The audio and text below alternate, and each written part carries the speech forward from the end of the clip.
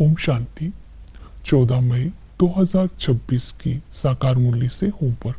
आज की मुरली से फ्लो चार्ट को सामने देखते, किसी भी एक पॉइंट का चिंतन करते अपने आप को देखना है कि मैं कैसे स्वर्ग में ऊंच पद पाने के लायक बनी हूँ या नहीं, क्योंकि ये मुरली ही हमें संपूर्ण बनाती है। ये मुरली ही सत्यता का ज्ञान देती है। तो अपनी चेकिंग करते रहेंगे। जैसे कि आज की मुरली से हम लक्ष्य लेते हैं कि विश्व का मालिक बनने के लिए समझदार बनने का पुरुषार्थ करना है। आज हम स्वमान लेते हैं, मैं संपूर्ण वफादार आत्मा हूँ। अंतर्मुखी बन अपनी चेकिंग करनी है कि मैं संपूर्ण वफादार हूँ। संपूर्ण वफादार अर्थात एक बाप का संग, दूसरा कोई नहीं। एक बाप की याद, एक बाप के द्वारा दिया हुआ ज्ञान, मन और बुद्धि में संकल्प में एक बाप, और साथ साथ बाप का कर्तव्य, बाप की महिमा स्मृति में रहे और कोई भी बुद्धि में ना हो तो उसे कहेंगे संपूर्ण वफादार आत्मा। तो आज मुझे संपूर्ण वफादार इस स्वमान की स्मृति में रहकर अपनी चेकिंग भी करनी है और ऐसा बनना भी है। आज हम प्रैक्टिकल में होमवर्क करते हैं। सत्यता की शक्ति वाली आत्मा की विशेषता। सत्यता की शक्ति स्व स्थिति की शक्ति है। इस स्व स्थिति में हम किसी भी परिस्थिति में संपूर्ण बन सकते हैं, क्योंकि सत्यता की शक्ति का आधार है शीतलता, सभ्यता, महानता, संपन्नता। सत्यता की शक्ति का साथी बाबा है, तो इसलिए निर्भयता है और सदाकाल की सफलता है। ये विशेषताएं हैं सत्यता की शक्ति को धारण करने के लिए। आज हम पुरुषार्थ करते हैं कि हमें समझदार बाबा ने बनाया किन किन बातों में, जैसे कि वैराग्य। तो बाबा हमें इस दुनिया से वैराग्य दिलाते हैं। ये छीछी पुरानी दुनिया है, ये दुनिया कब्रिस्तान है।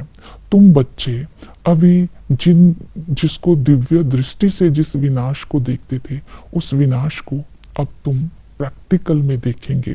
तो बाबा स्मृति दिलाते हैं ये मृत्यु लोक तो खत्म होना ही है। अब बाप तुम्हें लेने के लिए आया है। तुम्हें खुशी होनी चाहिए, तुम्हारी तो लॉटरी लग गई है, लेकिन पुरुषार्थ करके फिर तुम्हें नई दुनिया में जाने लायक बनना है। तो बाबा ने पूज्य बनने के लिए पुरुषार्थ की ओर इशारा देते हुए पुरानी दुनिया से हमें वैराग्य दिलाया। दूसरा है कि हमें समझदार इस बात में बताया कि श्रीमत पर चलो।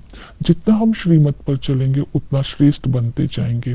तो अपने आप को देखना है, श्रीमत पर चलकर मैंने अपने आप को कितना श्रेष्ठ बनाया।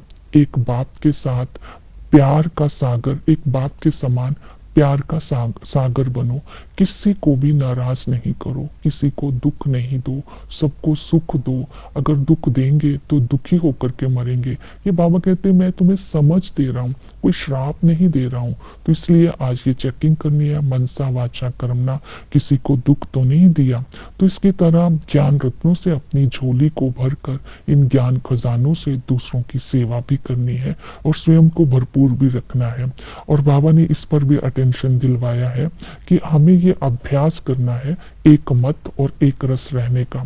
फॉलो फादर करते रहना है, क्योंकि मम्मा बाबा को फॉलो करके हम ऊंच पद के अधिकारी बनते हैं। समर्पणता के लिए बाबा ने कहा चाहे मकान बनाओ, लेकिन अपने मकान में एक कमरा ऐसा खोलो जिसको हॉस्पिटल कम यूनिवर्सिटी कहेंगे, जिसमें हेल्थ, वेल्थ, हैप्पीनेस का ज्ञान मिलेगा और दूसरी आत्माओं का कल्याण होगा। ऐसा भी नहीं है कमरा हमने दे दिया ज्ञान के लिए, दूसरों का जीवन बनाने के लिए, और खुद पाप करते रहे। अगर स्वर्ग में जाना है तो स्वर्ग में जाने लायक भी बनना है। इसमें आशीर्वाद की बात नहीं है, अर्थात पवित्रता की धारणा भी करनी है।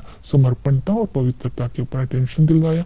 फिर है निर्विकारी बनना। निर्विकारी बनना अर्थात पवित्र बनना। पवित्र बनने के लिए बाबा ने अटेंशन दिलवाया। इस अलौकिक जन्म को स्मृति में रखना है। हम ब्रह्मा मुख वंशावली देवता है, तो बाबा हमें देवता बनाने के लिए आए हैं। ये सर्वोत्तम कुल है, इसमें प्रवृत्ति मार्ग है। इसमें माताओं को बाबा वंदे मातरम कहते हैं और कन्या को कहते हैं कन्या वो जो 21 कुल को उद्धार करे, अर्थात वर्षे के लायक बनाए। तो इस तरह पवित्रता की धारणा करने के लिए हमें अशरीरी बनने का बार बार अभ्यास करना है। अर्थात अशरीरी तभी बन सकेंगे जब दुनिया की उल्टी सुलटी बातों को से अपनी बुद्धि को निकालेंगे। अशरीरी बन करके पवित्रता की धारणा होती रहेगी और हम संपूर्ण वफादार इस बात पर अपनी रिफ्लेक्शन करेंगे।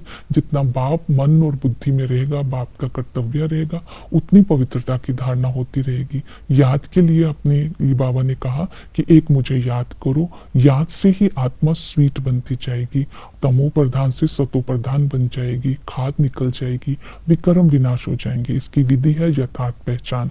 तो यथार्थ पहचान के लिए बाबा ने को बोला कि आत्मा भिन्न भिन्न नाम रूप देश काल अपना शरीर चेंज करती है और पाठ बजाती है। आत्मा में 84 जन्मों का पाठ है।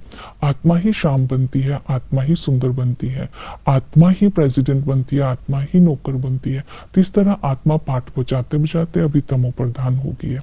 पिता जो है उसका बाबा ने बताया वो निराकार है, ज्ञान का सागर है, वो शांति का सागर है, वो सुप्रीम सोल है।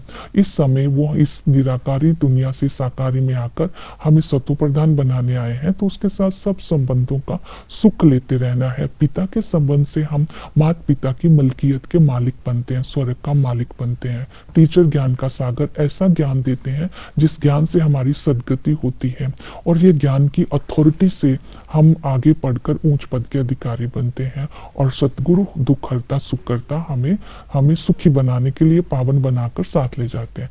चक्र को बुद्धि में फिराते रहना है और सेवा में बिजी रहना है। जितनी हम सेवा करेंगे उसके लिए बाबा ने बोला बाप का परिचय देना। लिखेंगे पढ़ेंगे तो होंगे नवाब, खेलेंगे कूदेंगे तो बनेंगे खराब। तो ये भी याद रखना है, सेवा भी करनी है और बाबा की याद में भी रहना है और पढ़ना भी है। ओम शांति।